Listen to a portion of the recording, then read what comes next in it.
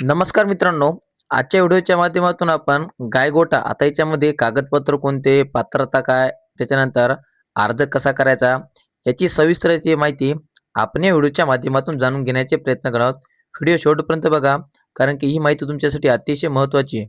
तर मित्रांनो, आता सर्वात महत्त्वाचं म्हणजे या योजनेची नेमकी पात्रता काय आपण हे बघणार आहोत.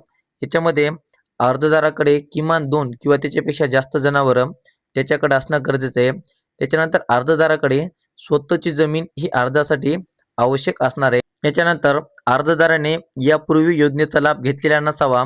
त्याच्यानंतर अनुसूचित जाती किंवा जमाती यांच्यासाठी विशेष लक्ष या योजनेमध्ये असणार आहे. तर मित्रांनो, हे झालं आता योजनेची पात्रता. आता याच्यानंतर दुसरा मुद्दा म्हणजे आवश्यक कागदपत्रे कोणती लागणार आहेत, हे अतिशय महत्त्वाचं आहे. याच्यामध्ये तुमचं आधार कार्ड, त्याच्यानंतर रहिवासी प्रमाणपत्र जे की सरपंच सुद्धा चालतंय, जातीचे प्रमाणपत्र जर लागू असेल तर, त्याच्यानंतर 7/12 होल्डिंग, तसेच पाळीव जनावरांचे टॅगिंग प्रमाणपत्र हे तुम्हाला जवळच्या ढोर दवाखान्यामध्ये मिळणार आहे. त्याच्यानंतर मनरेगाचे जॉब कार्ड, जर तुमच्याकडे जॉब कार्ड नसेल तर रोजगार सेवकाशी संपर्क करून लगेच जॉब कार्ड काढून घेऊ शकता. त्याच्यानंतर बँकेचं पासबुक, तसेच ग्रामपंचायतकडून शिफारस पत्र जे की तुम्हाला अर्जामध्ये मिळणार आहे. त्याच्यानंतर पासपोर्ट साईज फोटो, तसेच गोठा बांधण्याच्या जागेचे स्थळचे फोटो, समजा अगोदर आणि नंतरचे, हे सर्व फोटो तुम्हाला या ठिकाणी लागणार आहेत. तर मित्रांनो, हे झालं आता पूर्ण कागदपत्र कोणकोणती लागणार आहेत हे आपण पाहिलं. आता याच्यानंतर दुसरा मुद्दा म्हणजे किती अनुदान. आता हे अतिशय महत्त्वाचं आहे, कारण की बऱ्याच शेतकऱ्यांना माहीत नाही की याच्यामध्ये अनुदान जास्तीत जास्त कितीपर्यंत भेटत असतं. याच्यामध्ये जर प्रामुख्याने विचार करायला गेला, 2 किंवा 6 जनावरं असतील तर त्यांच्यासाठी तुम्हाला ₹77,000 एवढं अनुदान मिळणार आहे. आणि 6 किंवा त्याच्यापेक्षा जास्त जनावरे असतील तर तुम्हाला 1.5 लाखांपर्यंत अनुदान मिळणार आहे. आणि 18 जनावरांपेक्षा जर जास्त जनावरे तुमच्याकडे असेल तर त्याच्यासाठी तुम्हाला जवळपास 2 ते 3 लाख रुपये एवढं अनुदान मिळत असतं. परंतु बऱ्याच शेतकऱ्यांना याची माहिती नसल्यामुळं शेतकरी फक्त 2 ते 6 जनावरांपर्यंत त्याचे पैसे घेत असतात. तर मित्रांनो, याच्यामध्ये तुम्हाला 2 ते 3 लाखांपर्यंत संपूर्ण अनुदान मिळत असतं. आता हे झालं किती अनुदान.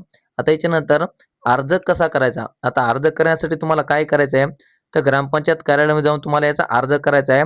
तो अर्ज घेतल्याच्या नंतर त्याला तुमचे पूर्ण कागदपत्र जोडायचे. त्याला आधार कार्ड, बँकेचं passbook, ration card, job card, 7/12 holding, असे जे कागदपत्र मी सांगितले इथं, हे सर्व कागदपत्रे तुम्हाला जोडायचे इथं. आणि हे जोडल्याच्या नंतर हा अर्ज तुम्हाला तुमच्या ग्रामपंचायतीकडे जमा करायचा आहे.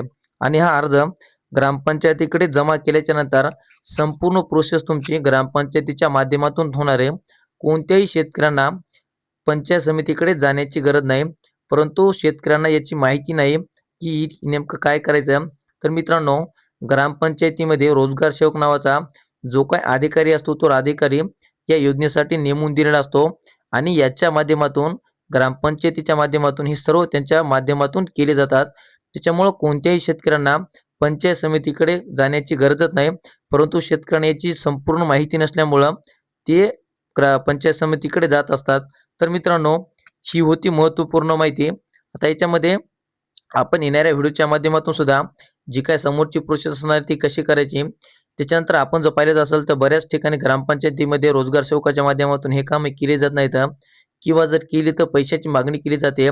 तर त्यांचं काय करायचं याची सुद्धा माहिती आपण येणाऱ्या प्रत्येक व्हिडिओच्या माध्यमातून जाणून घेण्याचे प्रयत्न करणार आहोत.